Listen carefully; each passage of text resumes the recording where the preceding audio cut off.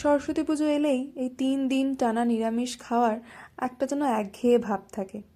খিচুড়ি লাবড়া সরস্বতী পুজোর দিনের দিন, আর পরের দিন গোটা সেদ্ধ। এগুলো বাদে তার আগের দিনটা যেন বড় ফিকে লাগে। তাই জন্য একটু তেলে পনির ফ্রাই করে নিও। তারপরে তাতেই শীতকালের সবজি দিয়ে ভেজে নাও। তার মধ্যে দিয়ে দাও আদা, কাঁচা লঙ্কা আর রাঁধুনি একটা বাটা, কিছু বেসিক মশলা, জিরে গুঁড়ো, ধনে গুঁড়ো, একটু ভাজা জিরের গুঁড়ো দিতে পারো, দারুণ স্বাদ হয়। তারপরে একটা পেস্ট, টমেটো, কাজু আর দুধ দিয়ে ভালো করে কষিয়ে নাও। জল ঢেলে ফুটে এলেই তারপরে একটু চিনি দিয়ে দাও, দিয়ে ভেজে রাখা পনিরগুলো। ওপর থেকে একটু কিশমিশ, গরম মশলা, ঘি আর কাসুরি মেথি। ব্যাস।